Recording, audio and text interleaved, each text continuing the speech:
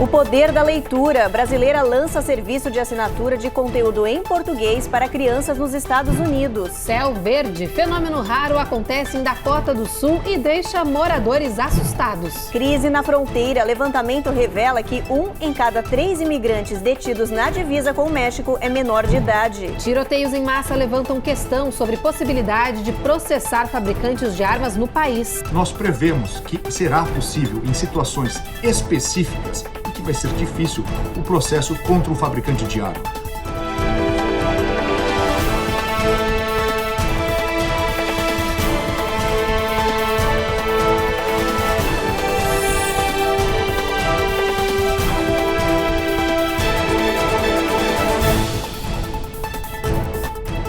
Olá, boa noite. Boa noite. Morar no exterior é sempre um grande desafio. Maior ainda quando pais imigrantes têm filhos fora do Brasil, né, Evelyn? Exatamente. São muitos os desafios, os choques culturais e até mesmo de idiomas. Pois é, olha, pensando nisso, uma psicopedagoga brasileira que vive aqui na Flórida lançou um projeto chamado Os Nossos Brasileirinhos. A ideia é estimular os pequenos leitores ao português e assim manter mais fortes os laços entre as famílias e diminuir as barreiras culturais. Olha só que legal!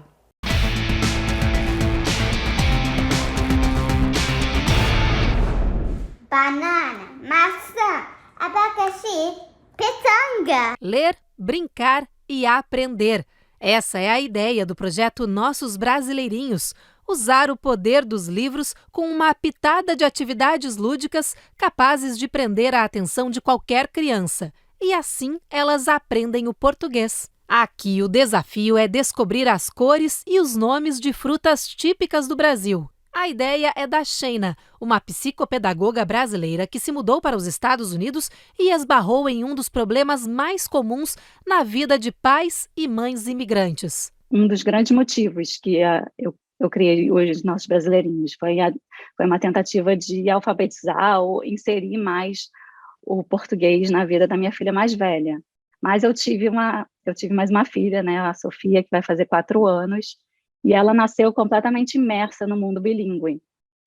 Ela teve um certo atraso de linguagem, e eu acho que foi por conta dessa confusão de línguas, e ela, durante um certo tempo, se negou a falar português. Ela entendia tudo que a gente falava, mas ela preferia se expressar em inglês. E eu estava muito nervosa em relação a isso. E aí, quando ela começou a ver eu, a Ana e meu marido brincando em português, sabe, lendo os livros e fazendo brincadeiras com os livros, ela começou a achar graça. E aí ela, assim, eu acho que teve uma conexão emocional, assim, dela com o português, assim, naquele momento. As leituras de livros em português e as brincadeiras relacionadas às obras começaram com a filha mais velha, a brasileira, logo que a família se mudou para os Estados Unidos. Foi o modo que a Sheina encontrou de alfabetizar a filha, também em português, durante a pandemia de Covid-19, quando o ensino passou a ser em casa. A psicopedagoga explica o motivo das crianças imigrantes que crescem aqui nos Estados Unidos não demonstrarem interesse na língua nativa dos pais. Isso acontece principalmente porque elas estão inseridas no mundo do inglês, né? Então, normalmente é no inglês que elas vão começando a se sentir mais à vontade de falar. Então, se o português passa a ser algo só de uma língua da família, muitas vezes ela não tem uma conexão tão forte emocional para querer falar o português também. Então, muitas vezes, nessas situações, você precisa criar estratégias para que o português seja divertido em casa. Porque se ele virar uma obrigação, aí sim, a criança vai rejeitar ainda mais. Que hoje a minha filha mais velha tira onda, assim, sabe, com as amigas, que ela fala mais uma língua, sabe, diferente das que só falam inglês. Por isso, acreditando que a aprendizagem acontece de verdade quando há vínculo afetivo, Sheina viu que poderia expandir as estratégias que funcionaram com suas filhas para outras famílias imigrantes. Foi quando surgiu o Nossos Brasileirinhos, um serviço de assinatura de conteúdos em português para estimular os pequenos leitores que moram nos Estados Unidos. A gente quis oferecer a oportunidade, eu falo a gente porque meu marido também criou junto comigo, das famílias brincarem com os livros, né? Então, para aquilo não ser só uma leitura e acabou, mas que você, a partir dos temas ou a partir do que do que o livro, como é que ele é formatado, que a gente pudesse brincar em família com os livros e, ao mesmo tempo, assim, deixar que as crianças fiquem menos tempo nas telas. Além disso, os livros do projeto têm o objetivo de fazer a cultura brasileira circular nas casas das famílias imigrantes. São só autores brasileiros, sem traduções, que abordam a brasilidade e outros temas importantes. E não é só isso. Sheina diz que as leituras e atividades em família também estritam laços, mantêm as famílias mais unidas, aumentando o vínculo afetivo dos filhos com relação aos pais. Que é a nossa língua afetiva, é a nossa língua, né, primeira, é a nossa língua do coração. Então, é mais fácil da criança se comunicar, a gente entender sentimentos, quando ela se comunica na mesma língua original da gente, né? Senão começa a ter mais travas na comunicação. E eu acho que isso é uma questão que vai incomodar muito tanto pais quanto crianças. O projeto também é circular. Os livros não são vendidos, são emprestados, como uma biblioteca. Rodam de família em família, ensinando também lições como cuidado, zelo e compartilhamento. É o poder dos livros para manter viva a língua e a cultura do nosso país nos pequenos imigrantes. Papai! Como é que é papai em inglês?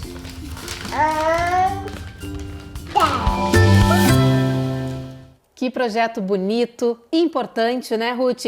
E mais ainda do que estimular o português, botar a cultura brasileira aí na convivência, no dia a dia das crianças através desse projeto, eu adorei. Adorei, também tá de parabéns, né, esse projeto, essa iniciativa inédita aqui nos Estados Unidos. Eu acho que tá mais que de parabéns, afinal de contas, os brasileiros que têm filhos aqui, isso é uma iniciativa super importante para colocar as crianças cultivando a nossa língua natal, né, que Com não certeza. é algo que a gente vê muito por aqui. Parabéns. E aproximando mais as famílias. Muito mais. Legal. Bom, pessoal, agora a gente muda um pouco de assunto para falar sobre a fronteira com o México. É que um levantamento mostrou que 1 em cada 3 imigrantes detidos na divisa com a América Central é menor de idade. A informação vem do projeto Marshall, que usou dados coletados pela Patrulha de Fronteira entre fevereiro de 2017 e junho de 2021. Pois é, em números totais, nesse período citado agora pela Ruth, foram apreendidas na fronteira sul mais de 650 mil crianças menores de 18 anos. São, em média, 360 menores presos por dia ao longo de 5 anos, tentando entrar aí ilegalmente aqui nos Estados Unidos, acompanhados aí dos pais, parentes ou sozinhos. Os dados desse levantamento também mostram que as condições dos menores nos abrigos do governo aqui dos Estados Unidos não melhoraram significativamente depois que o presidente Joe Biden assumiu o poder. O projeto Marshall ainda realizou entrevistas com crianças apreendidas e, com base em registros de maus-tratos, apresentou queixas ao Escritório de Supervisão de Direitos Civis do Departamento de Segurança Interna. Bom, no próximo bloco a gente fala sobre a crise na rede hoteleira aqui nos Estados Unidos. Hoje, 97% dos estabelecimentos dizem que sofrem com a escassez de profissionais. E você vai conhecer o trabalho de um norte-americano que, com baralhos, resolveu ajudar a tentar solucionar crimes do passado. Não sai daí que a gente volta já já.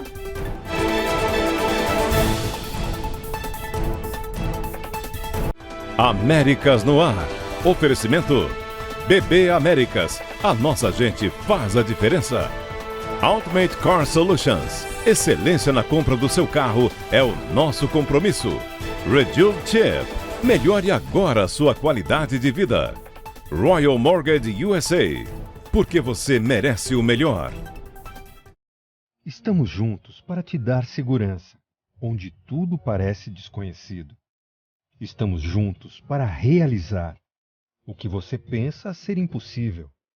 Estamos juntos para ser a resposta, quando você ainda tem dúvidas. Estamos juntos para falar a sua língua, quando você sentir saudade.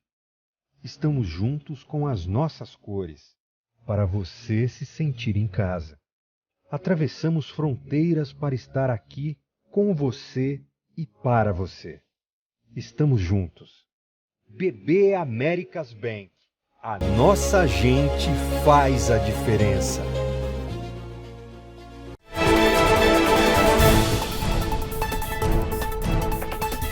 Já estamos de volta e você gosta de jogo de cartas? Olha, um americano da Flórida resolveu aproveitar esse gosto comum aqui nos Estados Unidos para ajudar a solucionar crimes do passado. Ele criou um baralho que traz 52 fotos e informações de pessoas desaparecidas ou de crimes nunca solucionados desde a década de 70. Quem conta essa história pra gente é a Cone Rocha. A ideia criada por Ryan Blackman é distribuir o baralho em bares e comércios locais e chamar a atenção das pessoas que eventualmente possam ajudar com alguma pista sobre os crimes sem solução no passado. O pai de Ryan é um dos casos arquivados. Ele foi assassinado em um assalto nunca resolvido. O idealizador do projeto acredita que, expondo esses crimes, eles possam ser resolvidos e as famílias consigam finalmente entender o que aconteceu com os seus parentes. Mais de 750 cartas já estão prontas e muitas outras já estão em produção. Há muitos anos, cartas de baralho parecidas com essas eram distribuídas nas prisões para os presos usarem enquanto cumpriam a pena. Isso ajudou a revelar crimes nunca resolvidos. E olha, agora a gente fala sobre a escassez de mão de obra geral aqui nos Estados Unidos, que afeta também a rede hoteleira. O que tem sido um problemão nessas férias de verão, quando as viagens e hospedagens aumentam e muito em todo o país. Os últimos anos, durante a pandemia, já foram os piores na história da indústria hoteleira. Agora, com o retorno da vida ao normal e com as primeiras férias de verão, após a flexibilização total das regras sanitárias, o setor enfrenta mais um grave problema. Não tem gente suficiente para trabalhar, o que está impactando na qualidade do atendimento aos clientes. Segundo uma pesquisa feita pela Associação Americana de Hotéis, hoje 97% dos estabelecimentos do país dizem estar sofrendo com escassez de funcionários. Os profissionais que mais estão em falta no setor são os de limpeza. Em números totais, nos 50 estados norte-americanos, existem atualmente 130 mil vagas em aberto na rede hoteleira. E as empresas têm feito de tudo para tentar suprir a falta de pessoal e atrair novos trabalhadores. Entre as estratégias estão o aumento de salários, o oferecimento de mais benefícios e propostas com horários mais flexíveis. Segundo um levantamento da Hotel Management, nos locais mais turísticos, os salários já aumentaram em média 20% nos últimos 30 dias. E hoje, o preço inicial pago aos trabalhadores de limpeza, recepção e manutenção chega a $20 por hora, fora benefícios. E ainda falando de falta de mão de obra no país, alguns restaurantes estão resolvendo esse problema com um funcionário que eles chamam aí de perfeito. Pois é, são os robôs garçons. Eles conseguem atender até 3 mesas ao mesmo tempo, nunca reclamam nem faltam ao trabalho. Olha, mas nem todo mundo gosta dessa ideia, viu? Em Atlanta, os robôs garçons começaram a aparecer em vários restaurantes e bares. O funcionário tecnológico consegue carregar o dobro de pratos e copos que um garçom comum e trabalhar o dia inteiro sem break para almoço ou lanche. Bimo, o robô, auxilia os garçons comuns. É ele quem leva a comida e as bebidas até a mesa. E são os próprios clientes quem precisam retirar os pratos da bandeja, mas nem todos gostam de ter que se servir. Apesar disso, o restaurante disse que está feliz com o novo funcionário porque ele nunca reclama do serviço, não chega atrasado e nem falta ao trabalho. O restaurante comprou o robô porque não conseguia preencher o quadro de funcionários durante a pandemia. Agora está pensando em investir em mais trabalhadores de rodinhas. Essa tendência começou a virar moda nos Estados Unidos. Vários restaurantes em diferentes estados já contrataram funcionários robóticos. Um robô custa cerca de $1.000 por mês para o restaurante ou $12.000 por ano. Mas os tips, as gorjetas, ficam para casa, que são distribuídas entre os funcionários. E hoje, deputados norte-americanos pediram oficialmente que o governo dos Estados Unidos apure a interferência de militares nas eleições presidenciais do Brasil. O pedido foi incluído no Orçamento Anual de Defesa para 2023. No documento está escrito que, em até 30 dias após a promulgação da lei orçamentária, o secretário de Estado deve submeter um relatório ao Congresso americano sobre todas as ações tomadas pelas Forças Armadas do Brasil em relação às eleições de outubro. Pois é, olha, o documento cita pontos a serem investigados, como interferência na contagem de votos, manipulação para reverter resultado das campanhas e desinformação para questionar aí o sistema eleitoral. Se alguns desses pontos forem constatados nessa investigação americana, parlamentares aqui do país podem cortar assistência financeira fornecida ao Brasil. A proposta, assim como todas as outras nesse pacote orçamentário, ainda precisa ser aprovada pelo Congresso. E olha, no próximo bloco tem reportagem sobre um questionamento que veio à tona depois do atentado de 4 de julho. Será possível processar fabricantes de armas aqui no país? E ainda nesse assunto tem um alerta que vem da Secretaria de Transportes do país. Só neste ano de 2022, os aparelhos de raio-x já encontraram 3.000 tipos de armas nos aeroportos do país. A gente volta em alguns minutos.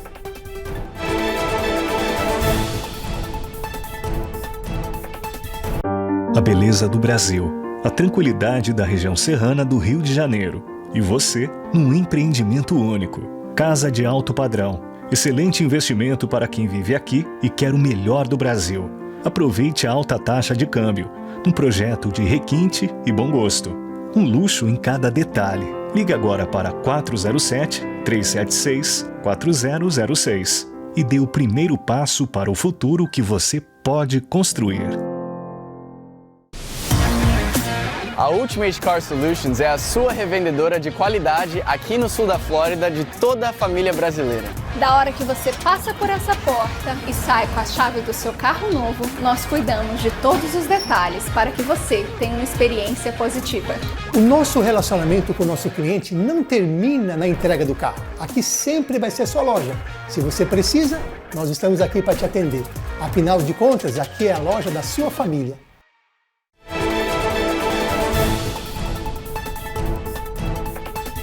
Já voltamos para falar de armas. É possível processar uma fabricante de armas aqui nos Estados Unidos? Olha, pergunta polêmica, né, Evelyn? Pois é, essa dúvida surgiu aí 3 dias depois do atentado de Chicago, em que um jovem de 21 anos matou a tiros 7 pessoas e feriu outras 38 durante a celebração de 4 de julho.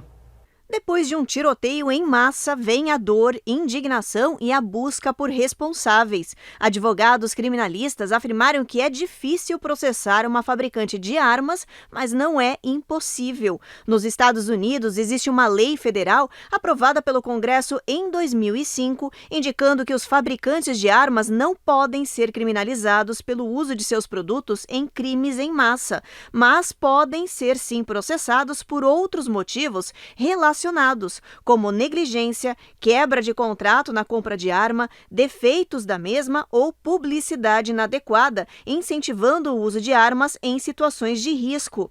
Há ainda formas de processamento estadual. Em 2019, o Supremo Tribunal dos Estados Unidos permitiu um processo por praticantes de venda à fabricante Remington Arms Company, agora em falência. Os familiares de 9 vítimas da escola primária Sandy Hook processaram a fabricante e receberam 73 milhões de dólares da companhia. Nos crimes mais recentes de Chicago, Illinois, e na escola de Uvalde, no Texas, os 2 massacres foram usados rifles estilo AR-15. A empresa responsável pelas armas disse que está colaborando com as investigações nos ataques, mas negou envolvimento nos casos. A companhia alega que o local que vendeu as armas é o culpado. Devido à ocorrência do que na vida real, de tiroteios e massacres nas escolas, isso tem mudado. Em 2019, tivemos uma ação contra o fabricante de armas, onde rendeu um julgamento de 73 milhões de dólares em prol das famílias das vítimas. Isso provavelmente vai mudar no futuro. Então, atualmente e para um futuro, nós prevemos que será possível, em situações específicas, e que vai ser difícil, o processo contra um fabricante de arma. Mas lembre-se, não é todo mundo e não vai ser sempre. Precisa das condições certas, na jurisdição certa, com a corte certa. Mas a janela já está aberta, já existe jurisprudência. Ainda falando de armas, nos últimos 30 dias, 2 milhões de pessoas passaram pelos aeroportos todos os dias. Com a quantidade de viajantes voltando ao normal, aumentou também o número de armas apreendidas na hora do embarque. Olha só, nos primeiros 6 meses deste ano, já foram descobertos 3.000 tipos diferentes de armamentos em bagagens de mão. A Giovana Locatelli tem todos os detalhes pra gente. Isso significa que uma média de 17 armas por dia foram apreendidas em todos os aeroportos do país. Este material foi flagrado no raio-x durante a passagem de malas ou mochilas que os passageiros levavam consigo dentro do avião. Facas, armas de fogo, por exemplo, não podem ir na bagagem de mão, só podem ser despachadas em malas que vão no bagageiro da aeronave e, mesmo assim, com a autorização de porte de arma checada.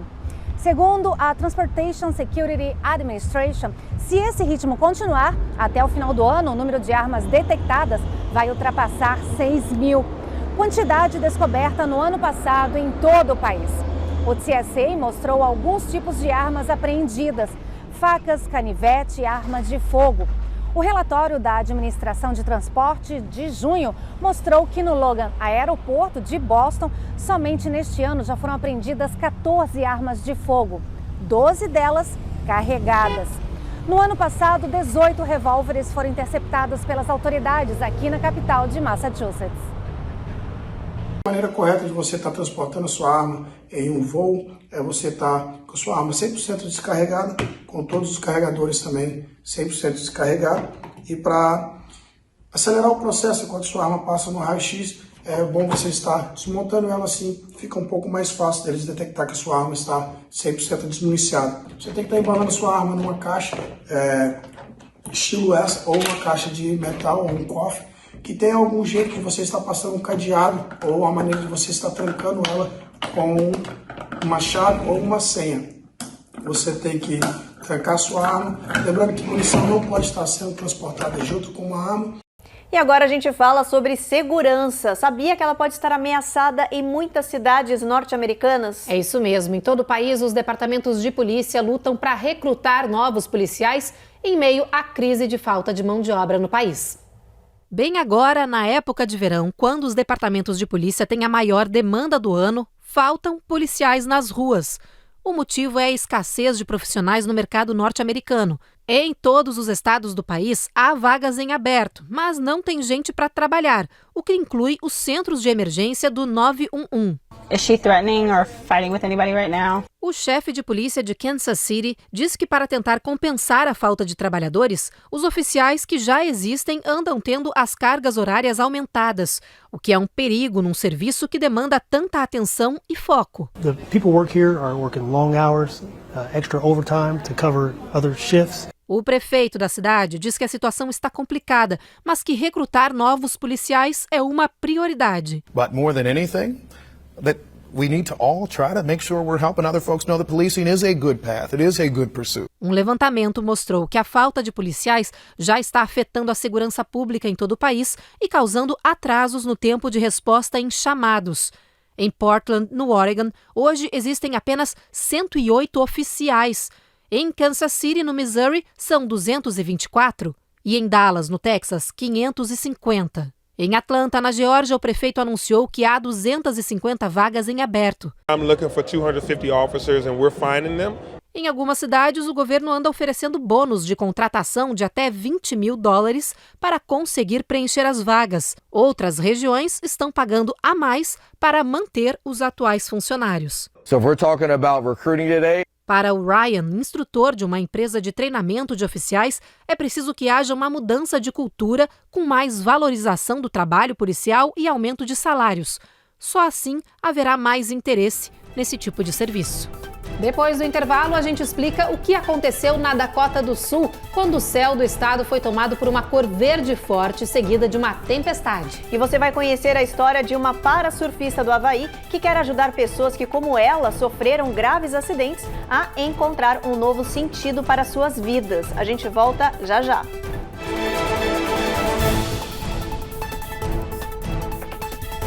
Américas no ar. Oferecimento BB Américas, a nossa gente faz a diferença. Ultimate Car Solutions, excelência na compra do seu carro é o nosso compromisso.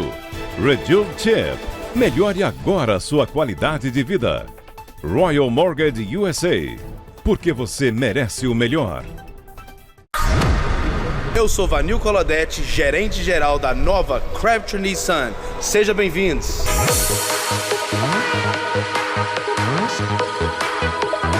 Aqui na Crabtree Nissan vamos ajudar você a comprar seu carro novo, com social, Tax ID, passaporte, com carteira ou sem carteira. E damos aquela garantia de motor e transmissão para a vida toda no seu carro novo.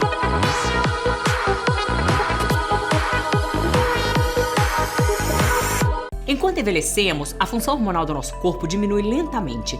Rejuvenescip é uma maneira minimamente invasiva e sem dor para reverter e renovar a energia, a satisfação sexual e o bem-estar. Rejuvenescip utiliza hormônios bioidênticos, promovendo uma variedade de benefícios à saúde. Pode ser usado tanto por homens quanto mulheres. O programa de envelhecimento Rejuvenescip também oferece vitaminas endovenosas e vários procedimentos estéticos, incluindo o rejuvenescimento feminino. Recupere e mantenha sua juventude hoje com Rejuvenescip.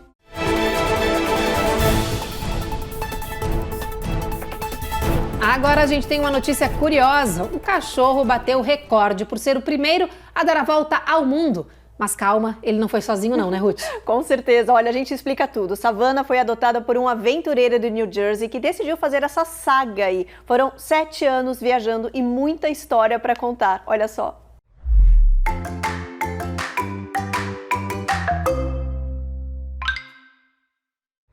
As fotos de Savannah e Tom Turcich rodaram o mundo e viralizaram na internet. Os dois viajaram 38 países em 6 continentes durante 7 anos. Eles partiram em 2015 e só pararam agora. Eles passaram a maioria das noites acampados. Caminhavam diariamente cerca de 24 milhas. Dá para imaginar? Turcich é a 10ª pessoa a dar a volta ao mundo e Savannah o primeiro cachorro da história a completar a façanha. O aventureiro disse que agora vai escrever um livro sobre a viagem ao mundo caminhando. Savannah entrou para o livro dos recordes. Que história fofa, né, Evelyn? Olha, o Tom, ele tinha um outro cachorro mais velho que morreu antes dele adotar a Savannah. Ele tinha esse sonho de viajar e de dar essa volta ao mundo. Então, o que ele fez? Ele adotou a Savannah e com a Savannah ele decidiu explorar o mundo e sair aí dando a volta em todos os países. Sensacional, né? Sensacional, eu adorei a história. Bom, eu adoro todas as histórias com bichos que a gente conta aqui. Acho um amor essa parceria, adorei conhecer a história dos dois. E agora aí, Savannah batendo recorde, primeiro cachorro a dar volta no mundo. Coisa mais fofa. Parabéns, né? E olha, os moradores de Dakota do Sul tomaram um susto ao serem surpreendidos por um fenômeno estranho nos céus do estado. Pois é, de repente tudo ficou incrivelmente verde. Olha só as imagens que a gente tem para mostrar para vocês. Elas foram aí registradas por moradores do estado que, assustados, não estavam aí entendendo o que estava acontecendo. Mas olha, calma que a gente explica tudo. Esse é um fenômeno super raro chamado derecho. O céu ficou verde quando a luz azul das nuvens, carregadas com uma grande quantidade de água, se combinou aí com a luz vermelha e amarela do pôr do sol. Ou seja, essa combinação funcionou como uma espécie de prisma, refletindo essa luz esverdeada. Maluco isso, né? Muito. Doido. Olha, após esse fenômeno, a região foi atingida aí por uma tempestade severa com ventos fortes que derrubaram árvores, casas, caminhões nas estradas. Ninguém ficou ferido, ainda bem, mas milhares de pessoas seguem sem energia elétrica lá no estado. Surpreendente essa história, né, Evelyn? Incrível. E as imagens também muito loucas. Muito. Nossa, impressionante. Eu não sei o que eu faria se eu visse uma imagem dessas na frente. Já pensa logo que é um ataque, alguma coisa, a gente já fica nervoso. Imagina, gente, olhar para o céu e de repente está tudo verde. Não, impressionante mesmo. Olha, já que a gente está falando de tempo, vamos dar uma olhada como é que vai ficar a previsão do tempo amanhã? Vamos dar uma checada? Olha só, Boston, tempo encoberto, mínima de 67 graus. Nova York, encoberto também, mínima de 72. Washington, mínima de 74. Orlando, sol, máxima de 94, mínima de 74 graus Fahrenheit. Dallas, sol forte, máxima de 104 graus Fahrenheit, mínima de 81. Mais em cima aí em Seattle, Washington, tempo encoberto, mínima de 54 graus Fahrenheit. São Francisco, sol forte aí, máxima de 73. Los Angeles, sol forte também, máxima de 79. Las Vegas, claro, 106 graus Fahrenheit de máxima aí, Evelyn. Sol forte. Forte, quente como sempre nesse verão.